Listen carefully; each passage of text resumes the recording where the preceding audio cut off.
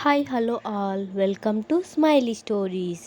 అలా వాళ్ళిద్దరూ మాట్లాడుతుండగా అప్పుడే జానుని వెతుక్కుంటూ అటుపక్క చూసిన అభి జాను వాళ్ళ అమ్మతో మాట్లాడుతూ కనిపించటంతో దీనికోసం ఇది ఇంత తొందరగా నన్ను లాక్కొని వచ్చింది అని అనుకుంటాడు.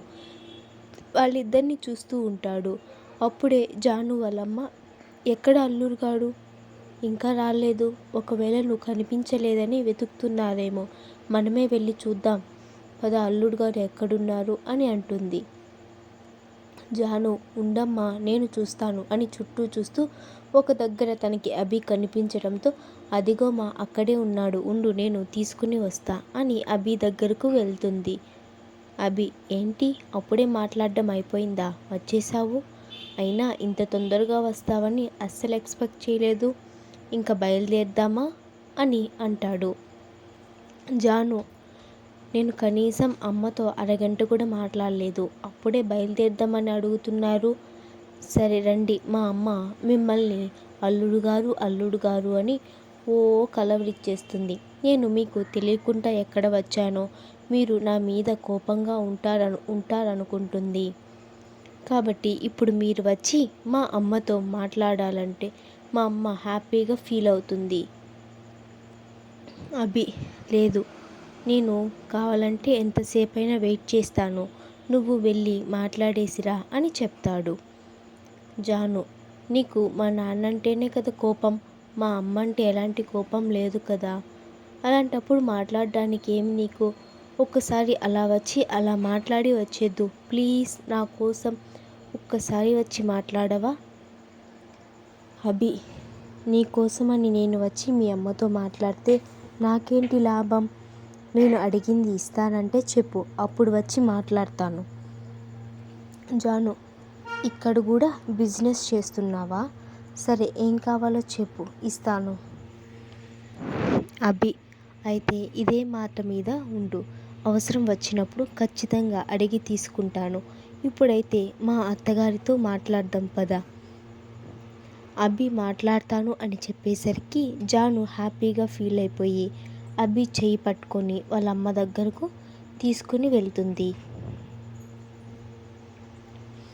జాను వాళ్ళమ్మ అభిని చూడగానే, బాగున్నారా అల్లుడు గారు, ఇంట్లో వాళ్ళంతా బాగున్నారా అని మాట్లాడుతూ, ఏమీ అనుకోకండి బాబు, నేను ఒక్కదాన్ని ఇలా వచ్చానని చెప్పేసరికి నన్ను చూడాలనిపించినట్టుంది, అందుకే మీకు ఇబ్బంది కల్పించి ఇక్కడి వరకు తీసుకొని వచ్చేసింది, దాని తరపున నేను మీకు క్షమాపణ చెప్తున్నా అని అంటుంది. దానికి అభి వెంటనే, బాను ఏంటి నువ్వు నాకు క్షమాపణ చెప్తున్నావా అని అంటాడు. అభి అలా అనగానే జాను వాళ్ళమ్మ ఇద్దరు షాక్ అవుతారు. ముందుగా తేరుకున్న జాను వాళ్ళమ్మ వణుకుతున్న గొంతుతో అభి అంటుంది. దానికి అభి చిన్నగా స్మైల్ ఇచ్చి, ఇంతసేపు పట్టిందా బాను నన్ను గుర్తుపట్టడానికి, నన్ను చూడగానే గుర్తుపట్టావనుకున్నాను. దానికి భానుమతి గారు, అభి నిజంగా నువ్వే కదా, అస్సలు గుర్తుపట్టలేకపోయాన్రా, ఎంత పెద్దవాడివైపోయావురా, అన్నయ్య ఎలా ఉన్నారు, వదిన ఎలా ఉంది, అన్నయ్యను చూసి చాలా సంవత్సరాలు అయిపోయింది, అసలు మీరు ఎక్కడున్నారో కూడా నాకు తెలియలేదు అని బాధపడుతూ అంటుంది. అభి, జరిగిపోయిన విషయాలు ఇప్పుడు ఎందుకులే బాను, అమ్మ బాగుంది, నాన్న ఒక 2 years ముందు చనిపోయారు అని చెప్తాడు. భానుమతి గారు, ఏం మాట్లాడుతున్నావురా, అన్నయ్య చనిపోవడం ఏమిటి అని వాళ్ళ అన్నయ్యని తెలుసుకొని బాగా ఏడుస్తుంది. అభి వాళ్ళ అత్తని ఓదార్చి, అదెప్పుడో జరిగిపోయింది బాను, ఇప్పుడు ఇంత బాధపడి ఏం లాభం లేదు, అయినా నువ్వు ఏడిస్తే మీ అన్నయ్యకి ఇష్టమా చెప్పు, లేదు కదా, నువ్వు హ్యాపీగా ఉంటేనే కదా పైనున్న ఆయన కూడా నిన్ను చూసి హ్యాపీగా ఉంటాడు.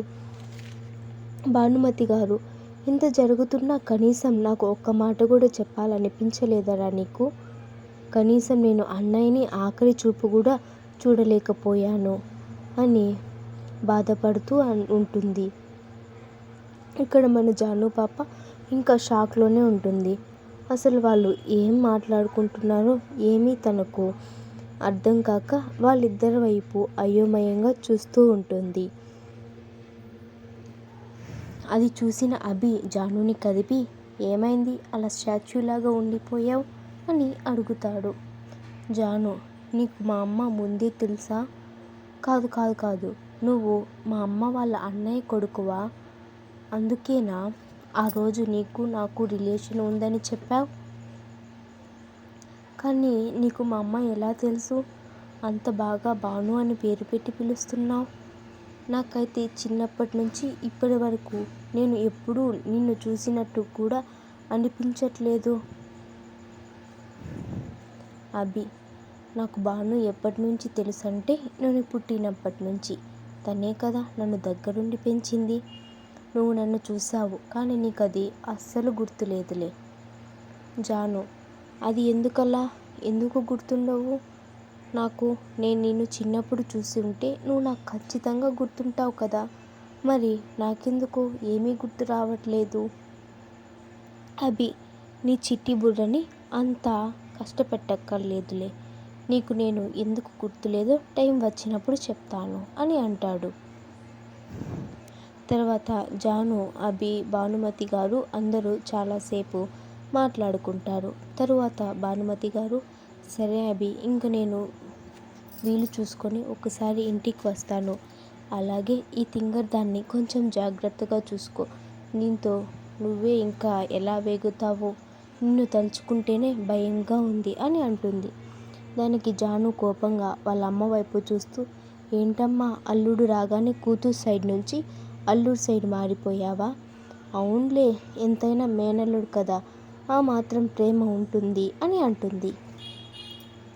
ఆ మాటతో వాళ్ళిద్దరూ నవ్వుకుంటారు.